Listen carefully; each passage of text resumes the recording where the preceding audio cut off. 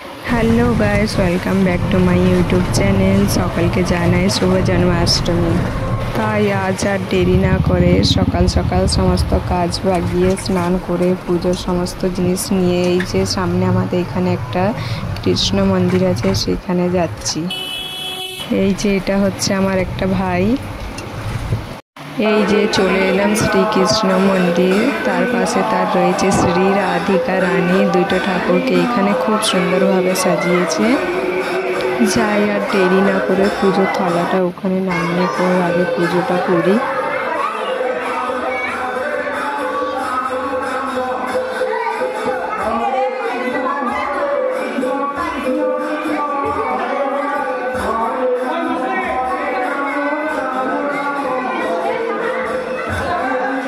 পুজো শুরু হতে হতে প্রথমে আমি 108টা তুলসী পাতা নিয়ে শ্রীকৃষ্ণের চরণে আগে দিয়ে দিলাম। ঠাকুর মশাই পুজো স্টার্ট করে দিয়েছে আস্তে আস্তে, আমাদেরকে যা যা বলছে আমরা তাই করছি। এই যে তোমরা দেখতেই পাবে কি দারুণভাবে এখানে ঠাকুরগুলোকে সাজিয়েছে। খুব ভালো লাগছে শ্রীকৃষ্ণ রাধিকা রানীকে দেখতে। আর পাশে ছোট্ট একটা এখানে লাড্ডু গোপাল রয়েছে।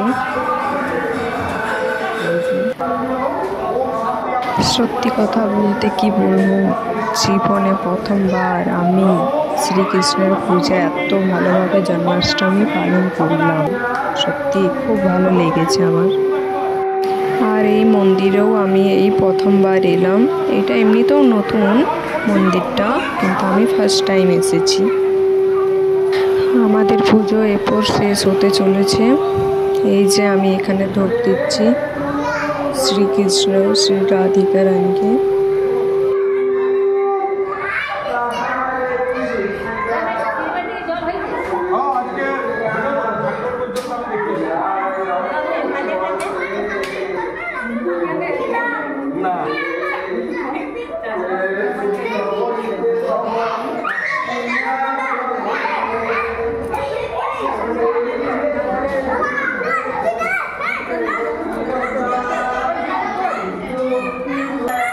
এই যে মন্দিরের আমি পেছন দিকটা দেখতে এলাম, তারপর নিচে একটা খুব বড় পুকুর আছে। আর এই যে দেখতেই পাচ্ছ কি দারুণ সেজেছে ছোট্ট ছোট্ট কৃষ্ণগুলো, এদেরকে দেখতে খুব কিউট লাগছে আর খেলা করছে কি দারুণ এরা। দেখো খুব ভালো লাগছে এদেরকে দেখতে।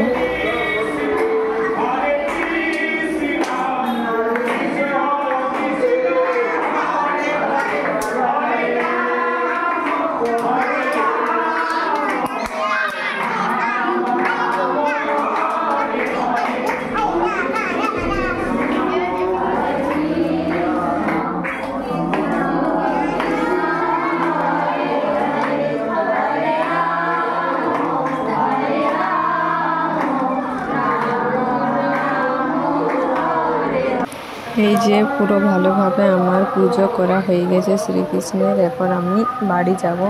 ওই যে ভাইটাকে খুঁজে পাচ্ছি নি, কোন দিকে চলে গেছে।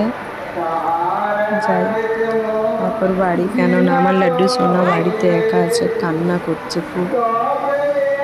খুব গরম এখানে, খুব গরম। একটাও এখনো ফ্যান লাগাইনি, কেননা ফ্যান যদি চলে তো মোম প্রদীপ ওগুলো সব নেমে যাবে।